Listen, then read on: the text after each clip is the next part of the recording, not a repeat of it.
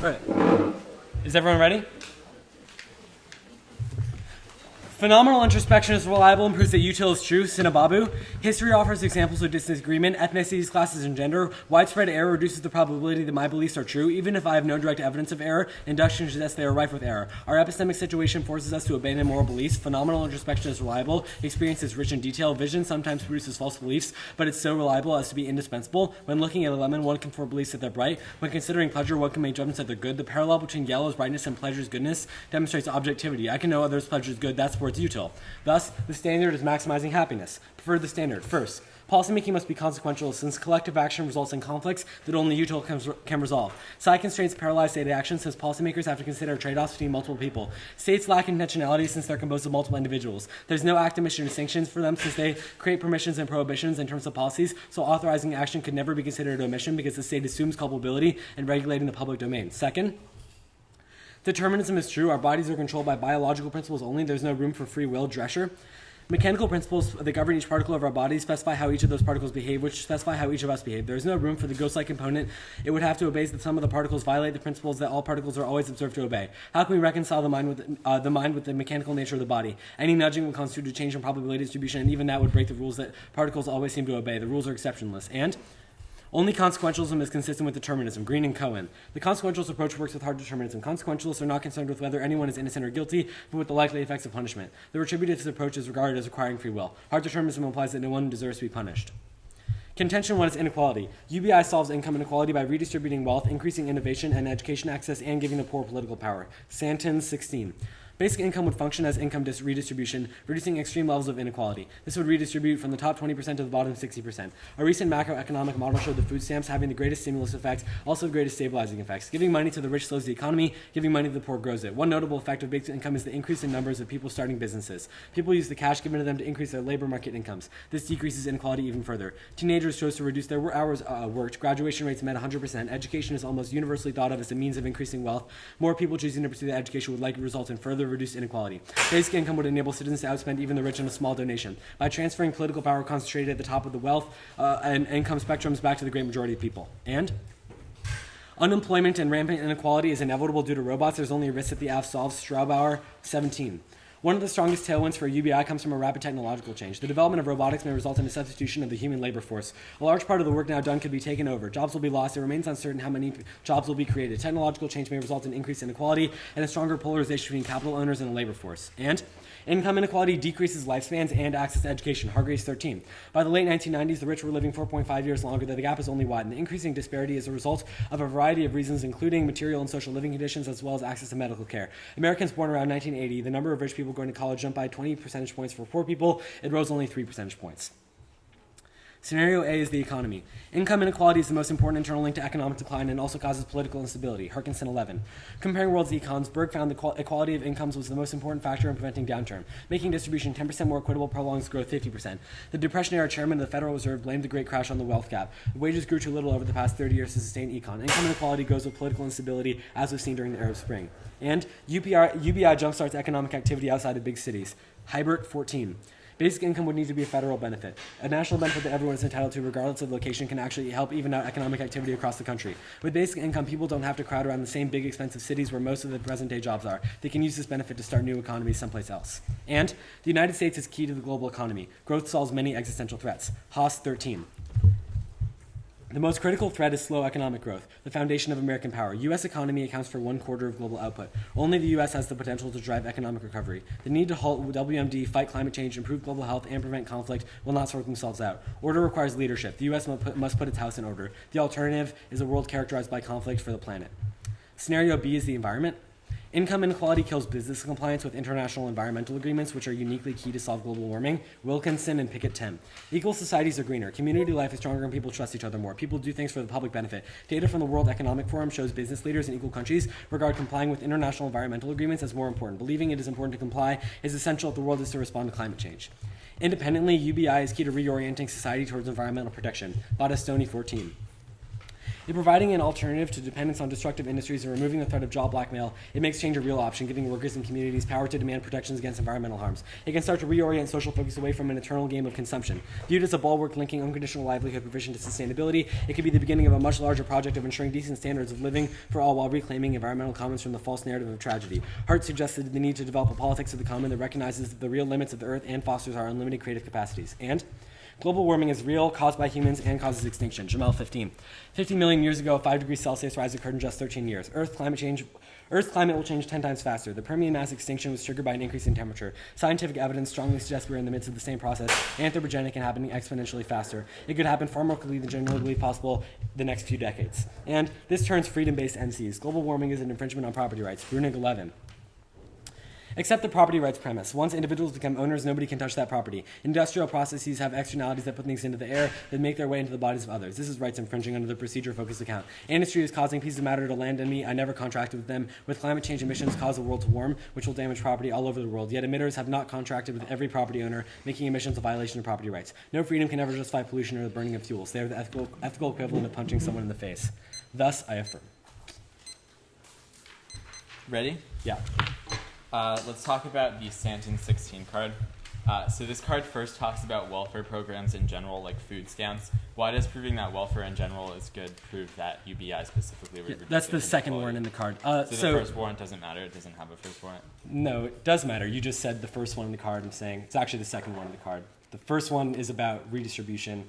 Okay. So the second one, the welfare argument about food stamps, the similarity between food stamps and UBI should be fairly obvious, which is that a food stamps program gives the necessary means for people to purchase basic needs. A UBI. The people a necessary means to purchase basic needs also resolves these things. Not everything, but it just so happens that studies have shown that food stamps are a good way of reducing inequality. Yeah. So why do you said that you isolated the similar feature being that both. Ollie, I'm not just going to give you your counterclaim solvency and cross-X. Yeah, I know you're not, but you're not doing a very good job of not doing that. So what is the reason why? I mean, I obviously haven't preempted like every possible counterclaim that you could read in this one card.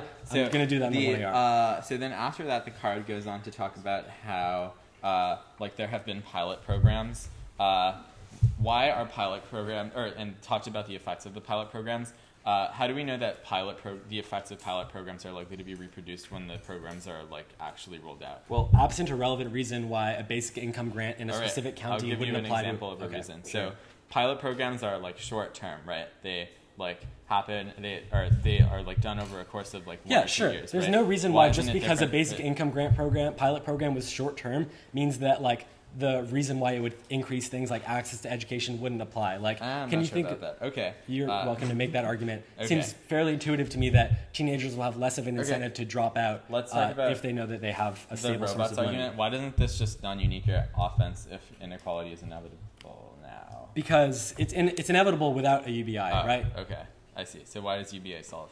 UBI solves because inevitably the entire human labor force will be replaced by robots. That just means a bunch of people with no jobs, rampant poverty. Okay, wait. So if there's no jobs and nobody's actually making income, how does the government fund a There's UBI? no jobs for the general masses, but there are still people that are in charge of factories that have to run the robot operations. Okay, they sure. make large sums there are of money. some. Oh, wait, how does that make so much money that it doesn't matter that everyone else has no jobs? So the way income inequality works is that money just doesn't disappear from the economy randomly, right? If people are still making profits from robotic systems, aren't there things like economic downturns resulting from unemployment? Yeah, I'm not saying that this robot thing is going to be super awesome. It might suck for some people, but the way to stave off the worst effects of it is by having a UBI. All right, why does activity outside of big cities matter? Where's the impact? So the way I would probably implicate this in the next speech is by explaining that oftentimes when people crowd around cities, there's a lot of unemployment because there's only a limited amount of jobs.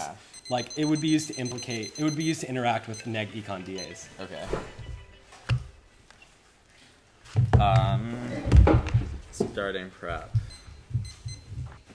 Okay. For the record, Ollie misspelled my name in the speech doc. I think that's the Jack. He said Jake. I didn't know his name before. Okay. Is everyone ready? The order will be 2 off and then the AC.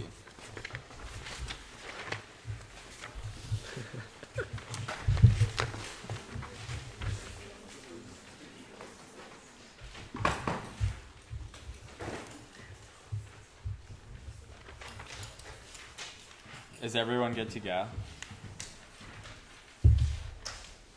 Yes. Business confidence and economic growth is on the rise, but it's teetering. Continued growth is key. Wiseman 614.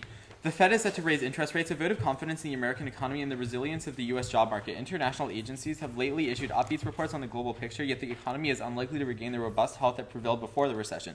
The outlook is at least encouraging. Factories have expanded for 9 straight months. The stock market is surging. Super low unemployment is giving the Fed confidence. Most economists do not expect U.S. growth to pick up this year, despite a relatively recent upgrade assessments. The World Bank calls the economy fragile, and UBI is extremely expensive, and consolidating other programs doesn't solve Harvey 06. The cost of a UBI system would have totaled $1.96 trillion. This is not taking into account reductions in other transfer benefits. The net additional cost after adjustment would have been $1.69 trillion. The UBI would be very costly to implement. More spending causes freakout and collapses the economy. Error negative since there's an invisible threshold. Samuelson 11. Standard Keynesian remedies presume the willingness of bond markets to finance the deficits. If markets refuse, Keynesian policies won't work. Countries lose control over their economies. They default on debts, reason why policies pale by comparison with a veto posed by bond markets. There's no automatic tipping point. The U.S. is not now in this position. A new stimulus would risk aggravating a larger crisis. Eichengreen, leading scholar of the Depression, is dubious. It will be tempting to continue deficits. Investors will recognize this behavior for the Ponzi scheme it is. The scenario will develop abruptly. Investors will wake up and conclude that the situation is beyond salvation. They will scramble to get out. Interest rates will shoot up. The dollar will fall. The U.S. will suffer the kind of crisis that Europe experienced in 2010 but magnified. Link alone tanks the economy. Increased government spending results in budget battles, kills employment and growth. Zandy 11.9. Battles over fiscal stimulus should remain in the past. Strong job growth and the rapidly falling unemployment rate shows that businesses have forgotten their grooves back. They are thinking about how to expand. This occurred after Washington called the truth in budget battles. Once the lawmakers took themselves off their front pages, uncertainty lifted and confidence improved. Republicans hate fiscal stimulus. Cross-supply has impact that slow growth leads to war. This outweighs the case. For a point, it turns the case because in a world of significant economic decline, inequality would be rampant since we would have to cut spending on lots of other spending on lots of other social programs. Viewpoint, it would lead to the elimination of the F in the long run because we'd no longer be able to finance it. Next off. Counterclaim tax in the United States ought to require that employers pay a living wage. Living wage laws are helpful in lifting low-wage individuals from poverty first at all of 5.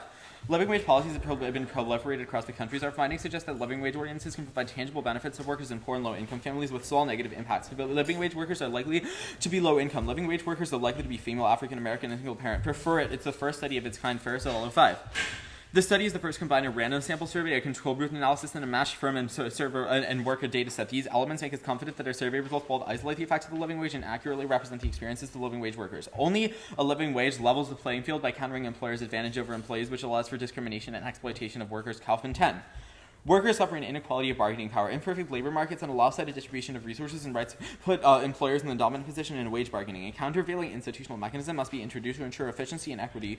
Who feels greater pressure to reach an agreement and fill the job, and who has greater resources, the company or the worker? The company. A rationale for minimum wage is thus to protect the underdog. Co-ops all of his solvency. The one main piece of evidence he uses to justify why the app resolves inequality just says that welfare programs in general have been highly beneficial. Things like food stamps. The living wage is the same thing because, like in Cross-Ex, like we established, it just provides workers with a basic standard of living.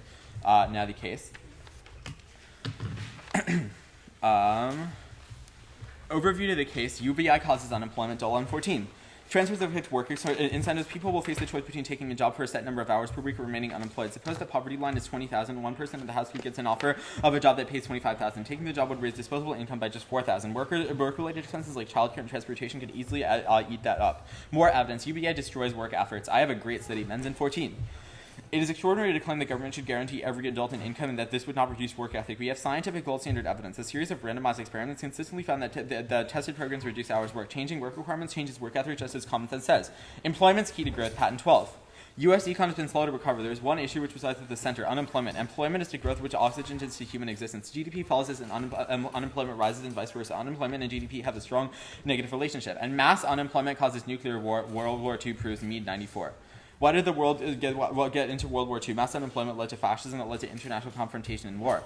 The overall global economic system that can relieve us of pressing political problems such as the chaos and desperation that is threatening nuclear war. And UBI shuts down immigration, which increases poverty. McCardle 14. We have been moving people who are extremely poor to a country where their wages can quadruple. That would not be compatible with guaranteed minimum income. And UBI entrenches the sexual division of labor by incentivizing women to succumb to the social role of the caregiver. Dana Her 14. Traditional forms of female labor have been decommodified. Women are dependent on occupying that role, which gives rise to sexual division of labor. UBI may have entrenched sexual division. If women no longer need to work out of economic necessity, it may succumb to social pressures to take up caregiver role. Men could free ride upon the unpaid work of women, and women could be further excluded. Now on contention 1 specifically. Your first piece of evidence just says that welfare laws are good. That was clear in cross-text. Your study is not very good. It just talks about how there have been pilot programs, but those pieces of evidence are not sufficient. McCardle 13. Some studies seem to show that the negative impact on work is pretty minimal, but these were short-term studies. Quitting your job if you know that extra checks will end in a year or so is not smart, but it might be rational. If you know that you can have a minimal basic income, I am very wary of exciting results from small pilot programs. Most of these small programs fail when they are rolled out. The exciting work of a small, dedicated group just can't be replicated, and the living wage also solves all of your arguments about political participation. If people have more basic needs, they will be able to they will be able to be more economically free and can invest in things like don't have to work as much and can also accordingly participate. They obviously still have to work to survive, but they don't have to. They still have time to participate in the political sphere, so it's the best middle ground. And the UBI increases income inequality. Living wage solves Waltman 2. When it comes to inequality, living wage wins. UBI could increase inequality. Affluent people could have more to invest. Long-term impacts of accumulation versus spending would exacerbate the wealth gap. The living wage would keep everyone in sight of the mean. And there's no evidence that robots are coming after your jobs. KW17. Capelli has yet to see evidence. Robots are going to cause massive joblessness. Observes Smetters. Evidence is that robotics is a labor complement and is increasing skilled wages. The most efficient response is not to hold the golden goose, but to make sure that we have job training programs that are effective at increasing skills. Now on scenario A, there's no reason as of the 1AC why cities mattered. I get new responses to any reason he makes in the 1ER. And on scenario B, no warming, impact, mitigation, and adaptation solved. Mendelson 09. Debate gives the impression that climate change is an immediate threat to society. These statements are alarmist and misleading. Immediate behavior has an extremely low probability of leading to catastrophic consequences. Science and economics is clear that emissions over the next few decades will lead to mild consequences. Severe impacts require a century of no mitigation. Predicted impacts assume that there will be no adaptation. Many of these impacts will never occur because people will adapt. It is not apparent that immediate policies need to be developed to thwart long-range climate risks. All right. Is everyone ready? Yes? Okay, cool.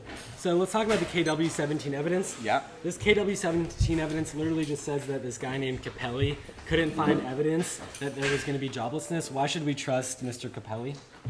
Well, wait, sorry. Can we stop cross-X? I need to plug my computer in or it's going to die. Yeah, sure. Oh, was this mine?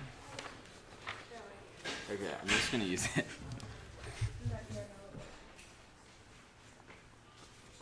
All right, ready? Okay. Yeah. Well, first of all, Capelli, I think my evidence indicates that Capelli is the Wharton Management Professor and Director of the school's Center for Human Resources. So there are lots of professors on both sides of this debate. You have to give me a reason that this professor has, right? Well, it doesn't seem like the burden of proof is on Capelli. He says that he found no evidence. Okay, next question. You tag the Kaufman 10 evidence in the counterclaim as only living wage will solve the dependency problem. How could that possibly be true given that the AF literally makes it so that people don't have to work to get money? You misread the card. It's not about dependency, but it's about bargaining. Only a living wage levels the playing field. Yeah. If you have a huge amount of money that you can just go to. So there are different types of dependency. It's not a question of whether you can leave your job, but whether you can make your job better while you are within your job. Living wage gives people bargaining power, or it solves the problem of people not having sufficient bargaining power to establish. People also have bargaining power if they're a UBI, though, because they can say, "I'll quit my job and go live off my UBI." Yeah, but I think the point of this is more that in the long run, the living wage will be able to solve. What's the status of the counterclaim? Conditional. Okay, then let's talk about the DA. The Samuelson 11 evidence, one literal line from it is that the U.S. is not now in this position to experience a spending collapse. Yeah, that's unique just for the dissed. Right, but you're saying that they're not in the position to experience any kind of collapse, like economically. Yeah, because we haven't done the AF. Like, the AF is literally almost like $2 trillion. Obviously, that would change the position of the Why hasn't, like, every other giant welfare program triggered the link? Well, first of all, a lot of them are, like, really old, like, literally from, like, the New Deal after the Great Depression. So right, obviously which that was I from a very different think was very helpful situation. in solving the Depression. Cool. Right? Yeah, well, I guess to answer your question, yeah, I agree that welfare is good. That's why I read a welfare Social Security is like much more expensive than UBI ever will be. So yeah, why does that? Well, it's also, there's a big difference between Social Security and then Social Security plus $2 trillion. So your argument is that the addition of another welfare program would somehow trigger the... Okay, can you It's explain not to me that absurd because, wait. Can you explain to me the the scenario? fact that every welfare Can you program is explain huge to me the also just scenario? proves that an additional Can you one explain would to be me the pretty scenario for significant. why spending causes economic decline? Yeah, so there are two pieces of evidence. The first one discusses how like traditional Keynesian cycles of like debt and rebuilding or whatever don't apply once You're we gonna have get, to break like, that down like a little bit more. Just explain Okay. to me. Okay. Yeah. So the basic thesis is that when we spend so much money that we sort of escape the natural economic process of like getting a little debt and then ascending again and going back down and going up. Once we spend so much, eventually that cycle breaks and it just snowballs. And we get into, I think they. Can you give me an example of when this has happened? Yeah, so they talk about the 2010 European debt crisis. I argue that the U.S. economy is more significant than the European economy, so that's why it would be worse. All right, starting prep now. The order is going to be the AF, and then the counterplan, and then the disad. On the AF, it's going to start with scenario B.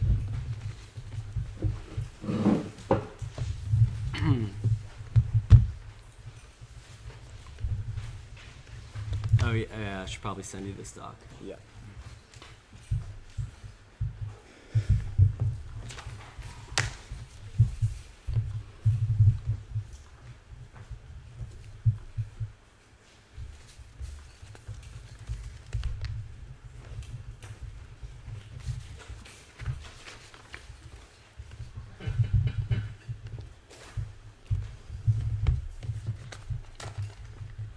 All right.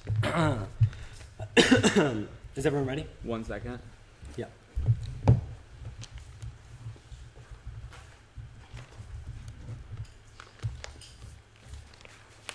Okay.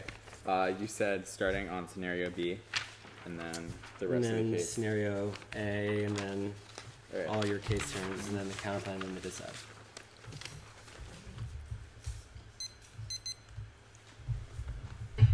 All right, is everyone ready?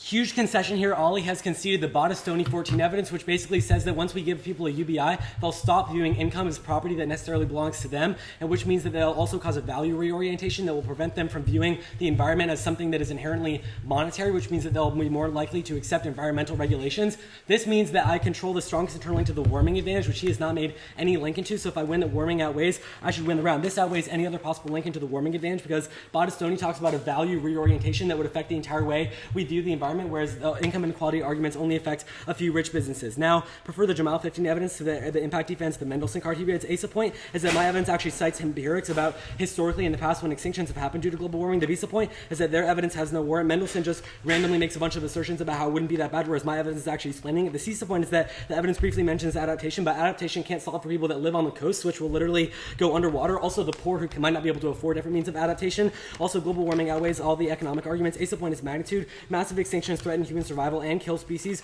of which all life depends. Starvation and displacement populations threatens all life. BISA point is time frame. Jamal 15 says the catastrophic impacts from climate change are happening exponentially fast, and our time to mitigate the severity of those impacts is running out, which means it's try or die for the F. Now go to the first scenario.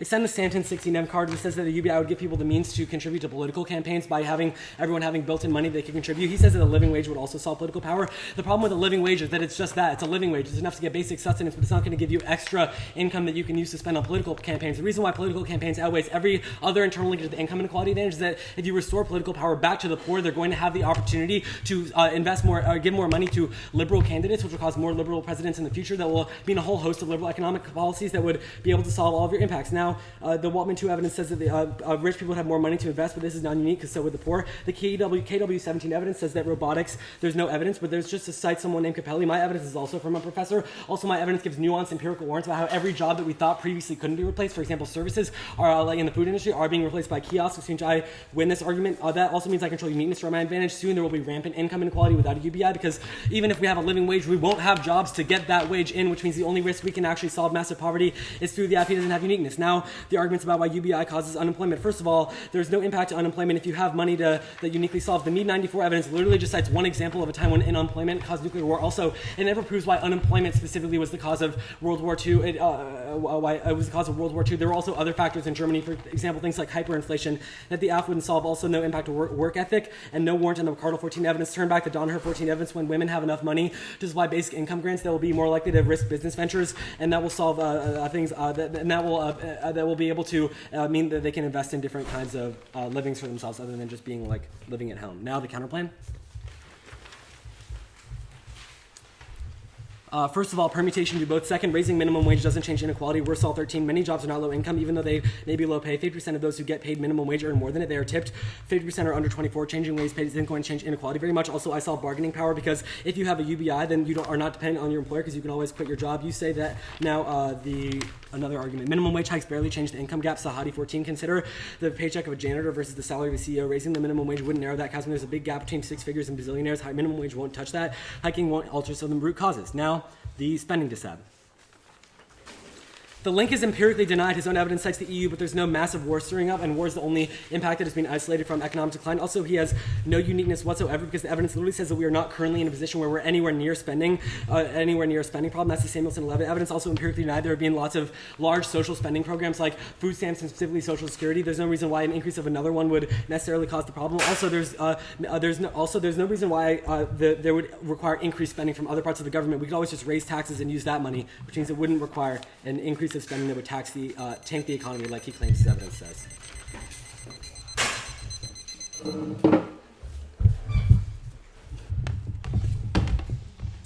Okay, the order will be overview, disad, counterplan, case.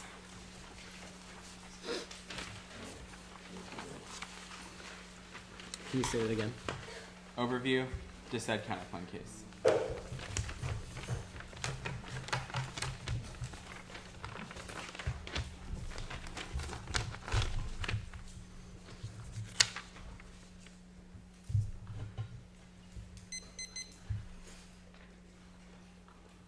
Ready?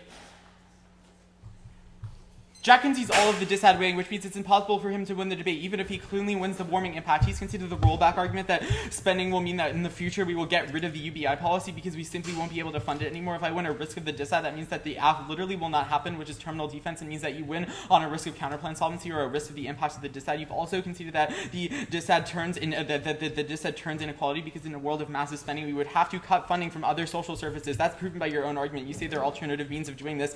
Well, those alternative means could come from cutting other programs. You say that we could raise taxes, but there's no reason why this would actually happen, especially proven by the fact that Republicans don't like it when we cut taxes, which means that we will probably just screw over the poor people. You also yourself say that inequality leads to global warming, which means that I just have to weigh between the internal links and I access both. So even if you win your warming weighing, the disad will still outweigh, and I have external impacts. That means that mean that you will still vote neg regardless. Now, the line by line. You say that the line by line extend the Wiseman 15 evidence. The U.S. economy is high now. It's been consistently improving after the repression. However, it is on the brink. It is on the brink. The World Bank has specifically called the U.S. economy fragile, which is a pretty good authority on this question. You say that it's empirically denied because there's no EU war, but your own impact evidence says that the U.S. is key to the global economy, which means that you messed up. It says that specifically U.S. economic decline would lead to a foreign policy lash out and lots of bad things. You say you need to overwhelm the link. I answered that above. The economy is super fragile, and we are already spending. We have a debt of like many trillions of dollars, which means that more spending is probably that more spending is probably not a good thing. Even that more spending is probably not a good thing. You say other welfare programs.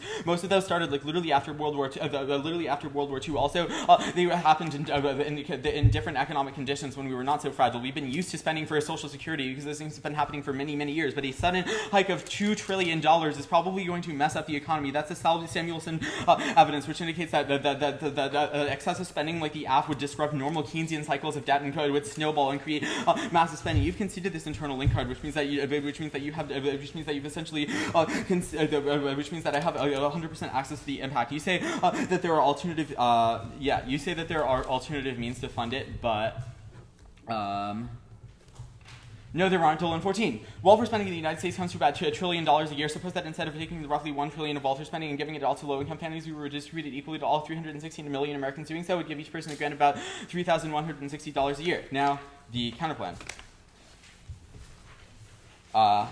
view the counterplan through the lens of sufficiency framing, you may win that that living wage doesn't do a whole lot, but if it solves at least most of the gap, then you've conceded reasons for why the decided impact is super huge, and you've also badly mishandled the unemployment arguments, which means that the counterplan is still the net best option. You say permutation to both competes on net benefits. I will win reasons for why the obviously avoids the spending decide because it doesn't require spending any money. We just pay people more money. Now, you say that it doesn't solve, that's a worth all 13 evidence, but this evidence just says that some jobs aren't low income. It's defense to the harm section, but your AF also relies on some jobs being low income and people being poor and there being economic inequality, which means that this argument cuts both ways. You say that you solve bargaining, fine, I won't go for the impact. You say that it barely changes anything, that's a Sahedi 14 evidence, but it just says that there will not be massive changes in inequality. Yeah, there will still be billionaires, which is what the evidence talks about, but yeah, it's a good step against inequality, which is able to make people more likely to, which is able to solve for, which is obviously independently good and also key to getting businesses to comply with warming agreements, which was the 1AC evidence. Now, the case. On the scenario B. On your extension of Madisoni, first, you don't actually explain why the counterplan doesn't solve, which means that you don't get access to this as a solvency deficit. The counterplan also the counterplan also, at the very least, distracts from a consumerist, productivist mindset to some extent and recognizes the value of laborers, which hopefully, at least to some extent, distracts from the mindset of constantly producing more and valuing things only for their economic utility, which at least a risk of solving for the kind of mindset that you say leads to environmental destruction means there's a risk that the counterplan resolves all of the warming arguments. The have external impacts, that means that you should vote for the counterplan. You say that it always, because the value orientation outweighs. This was basically just an assertion. Your arguments are definitely more important. Value orientation, your arguments about business compliance are certainly more important. Value orientation is vague, and it doesn't. You haven't explained how it would manifest in actual policies. But the inequality internal link about how businesses would be more likely to comply with regulations proven by international studies is way more important because those are global deals that need to be enforced. Things like limiting the amount of carbon emissions that companies do. That is the only sort of thing that we can do to fight warming now. But I'm still going for warming impact defense. Extend Mendelsohn 09 mitigation and adaptation solve. You it indicts a literature base and says that it is motivated to be alarmist, and it also says that it will be slow enough so that it'll be okay. You say empirics. I obviously also have empirics. You say no warrant. I've explained the warrant above. You say that people live on coast, but the whole point is that the warming would take place slow enough so that people would be able to move away from the coast, or the people that are poor would be able, that we would slowly be able to get programs for poor people to be able to move away from the coast and adapt to warming there. It would at least not be a catastrophic global event, which takes out your magnitude and time frame weighing. Now, you say just which takes out your magnitude and time frame weighing. Now, you extend the living wage political participation argument, but you say that it outweighs because people are giving money to liberal candidates, but there's no impact. These people are poor. There's no Bernie relied on donations from like $10 on an average of like $10, and look how well that went for him. Not very well. Also, you only give basic income, which is the same thing as the living wage. So your argument about how it's just a living wage and it's not sufficient to solve just non-unique to your own argument. You go for this as an argument about campaign expenditure. It's not about having time or energy or whatever. It's literally about people donating money. The living wage is exactly the same because it also just allows people to have sufficient money. Now the robots argument. My argument is that super. You don't do any warrant comparison. My argument is super specific. It says that robots would fundamentally change the kind of jobs we would see. It would increase skilled laborers. Just because there are lots of factory workers in the status quo doesn't mean that will be likely to continue. My argument says that robots will make it more likely that in the future people will be able to have more high-skilled labor because there will be new jobs associated with workers, and there will be new jobs associated with robots, and robots will allow companies to expand, which will also allow them to apply to hire more employees. At the very worst, there will be some jobs they can't do. This is all things that my fantastic professor said, and he's considered the qualifications test. I'll just take like 2 minutes, I guess. I can start unless there's more questions for Ollie. Okay. The order is going to be a round overview, then the AF, the disad, then the counterplan.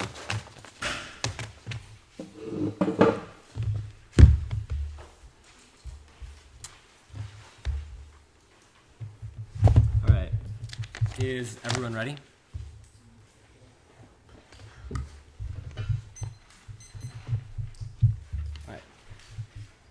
I will concede that there's no impact to global warming. That means I'll stake the entirety of the round on just winning the economy debate. All you have to do now is weigh the internal links of income inequality versus spending. I will decisively win that income inequality is far more important than spending by putting lots of defense on the spending DA and winning that the AF can solve income inequality a vast amount. A lot of this 2AR is going to be talking about robots. The Harkinson evidence says that unequal societies always collapse, which also means that if I prove that robots will cause large amounts of income inequality, that will cause economic collapse. That is a conceded argument throughout the debate. So, if if I win that there will be rampant income inequality due to robots, that means that the economy will collapse and cause all the negative harms we talked about. So robots will destroy our economy in this sense. My Straw Power 17 evidence is extremely good on this question. It talks about how every single job that he claims in the 200 hour we thought couldn't be replaced has ended up being replaced. Robots are only getting smarter and smarter by the day. So even if you do evaluate his arguments, they are just operating based on our current understanding of what robots can do. But with artificial intelligence becoming more likely in the future, it's far more likely that it will replace a large number of our jobs. Still, let's go to the arguments he makes on the robots flow here. He says that it would cause an increase in more high-skilled labor. Nope, he's misreading his card. It said it would cause an increase in the wages of high-skilled laborers, not that it would increase the amount of high-skilled laborers themselves, which means the few people who wanted to operate the robots, which would be a very small portion of the private sector and all the jobs that are a part of that, would be doing really well, but everyone else would be screwed because they wouldn't have a job and robots would be replacing everyone because of economic incentive. Every argument he makes on this debate is entirely new. He says you should prefer his evidence. Again, remember, his evidence is just this one guy who claims that it's not a big issue, whereas I'm giving you nuanced explanation of why this is a big issue. So now extend the sentence 68 evidence, which says that the AF would be able to solve economic inequality by giving more political power to the poor. He makes a lot of arguments about things like Bernie Sanders and why living wage would be, and makes more arguments about why living wage would be sufficient. These would be awesome arguments if they were in the 1NC, but they're not, especially the Bernie Sanders one, which was painfully absent in the 1NC. So you do not grant him any new offense from this. He has completely conceded the warrant in the sentence 16 evidence, which says that political power gets restored to the poor when there is a UBI because they will have more money they can donate to campaigns. I send this outweighs, and this is the strongest internal link into income inequality because it means a whole host of liberal presidents and office holders in the future that will implement more liberal policies, which means I control the strongest internal link into this scenario. So, the way the debate breaks down is this. We know if there's income inequality, the economy is going to collapse. Robots are causing income inequality now. That means it is try or die to give people a method of having some money, or else or else there'll be massive inequality. Now, the decide way, he talks about this rollback argument. There's obviously no impact to this because if the plan gets rolled back, then there also wouldn't be any negative effects to it. Now, the disadvantage. Overview is that he has literally no warrant in any of his extensions. He can say things like the Keynesian cycles of debt, but that doesn't actually explain a reason for why spending would cause the impact. He has conceded the empirical argument, which is that in the EU, there has been lots of spending, or the kind of thing that he's talking about hasn't led to war, which means it doesn't lead to the wrong impacts. He's also conceded unique arguments as to why this happened before in Social Security. He said we were used to Social Security. No, we wasn't. It was an unprecedentedly large social spending program, which disproves the idea that it would disrupt the entirety of our economy. On the counterclaim, permutation to both. We are going to need a huge reduction in inequality if we're able to solve. The app would obviously solve a lot better for income inequality, so we should do both so that we can stop the robots from taking over. Thank you. Okay, good round.